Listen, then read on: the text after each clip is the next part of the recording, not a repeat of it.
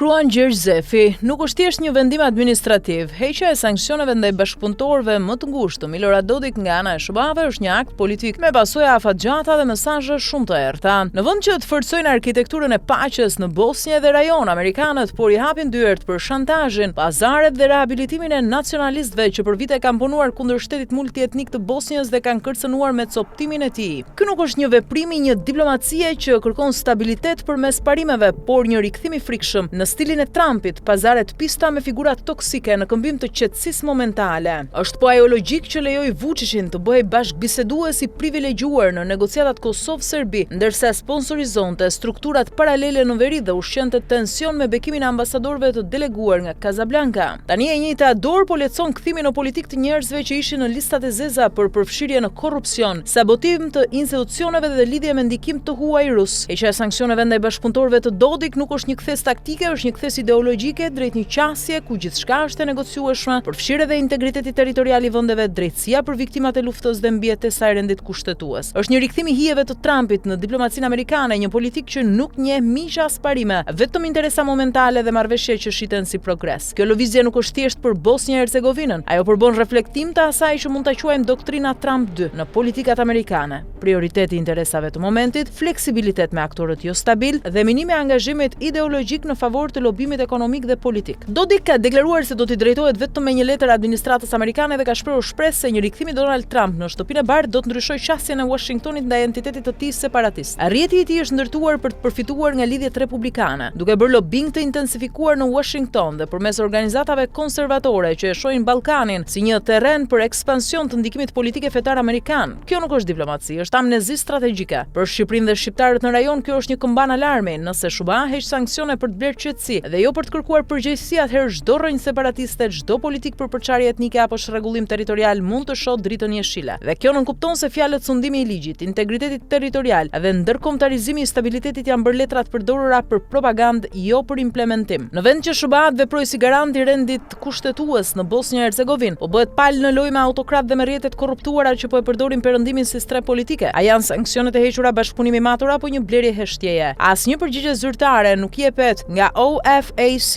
dhe kjo mungesë transparence është vetë simptoma e një diplomacie zuzare. Ky është një shembull se si politika amerikane në hijen e Trumpit po përshtatet me ndikimet lobiste dhe interesat pragmatike, duke flijuar parimet. Për ne shqiptarët kjo duhet shërbej si paralajmërim. Stabiliteti në Ballkan nuk garantohet më vetëm nga dora e huaj, por nga aftësia jon për të mbrojtur interesin kombëtar kur partnerët strategjik ndrojnë kurs. Sepse kur fuqitë e mëdha bëjnë paqe me destabilizuesit prapa paktit për stabilitet, mund të fshihet një tjetër pazar territorial, një tjetër ndikim i errët dhe një tjetër politik pa vlera. Në këtë dokument të diplomacisë së sotme, heqja e sanksioneve nuk është fundi i historisë, është fillimi i kapitullit ku ne duhet pyesim jo vetëm çfarë do të bëjnë ata, por çfarë nuk po bëjnë ata. Edhe për fat të keq, përgjigja po bëhet gjithnjë më e qartë. Ata nuk po mbrojnë më Ballkanin nga errësira që vetë ndihmuan ta krijojnë.